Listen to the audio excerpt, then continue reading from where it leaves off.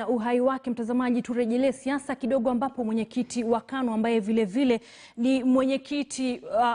vile ni seneta wa Baringo Gedion Moi leo hii amezindua katika juhudi za kupigia debe chama cha KANU. Kunradhi mtazamaji, nitarejelea taarifa hiyo, ambapo mwenyekiti wa KANU na seneta wa Baringo Gedion Moi amefanya kikao hii leo na jamii ya wamasai katika juhudi za kupigia debe chama cha KANU na BBI vile vile.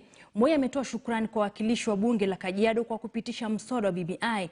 Yanajiri huku kinara wa ODM Raila Odinga akisema kuwa jumanne ndio mbivu na mbichi itabainika, wakati kaunti zaidi zinatarajiwa kupitisha ripoti hii ya BBI. Daniel Kariuki anaarifu zaidi.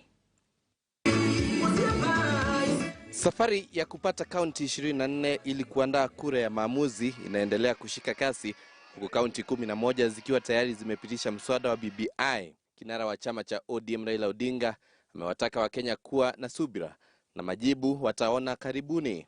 The coming Tuesday is called the Super Tuesday.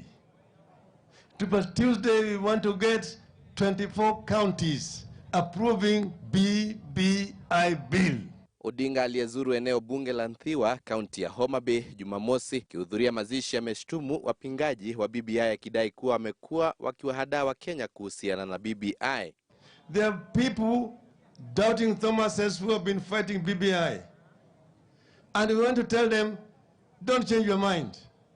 Continue to oppose BBI. Let us meet with you people in the debe. Lakini kama mutaki BBI, pia nendeni pale kwingine, muvae uniform yenu, sisi tuvae uniform yetu, tukutane kwa uwanja, tupambane. We are going to have a referendum.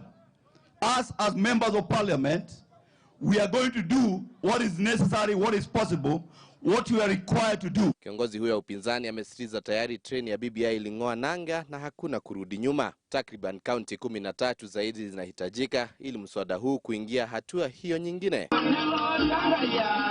Mwenyekiti wa KANU Gedion Moi wakati huo ameendeleza kampeni za KANU na BBI Jumamosi akitua katika kaunti ya Kajiado. Sisi tuko pande hii na tuna launch tukijua kwamba wakati itakuja referendum na niko na hakika Wakenya watapitisha, utaona vile maisha zenu itabadilika. Let's be united in purpose. Sisi zote tukitoka hapa tunasema tutapitisha BBI. Mambo ya presidency na nini ya 2022 tunasema hiyo ni neema ya Mwenyezi.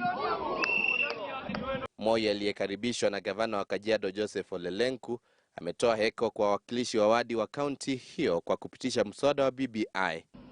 Kama Kajiado tena tuonyeshe taifa kwamba tunataka uwiano, undugu na tutapitisha BBI. Daniel Kariuki, KTN News. Na mtazamaji, kwa taarifa hiyo naelekea mapumzikoni mafupi, lakini nitakuwa narudi na mengi zaidi hivi punde.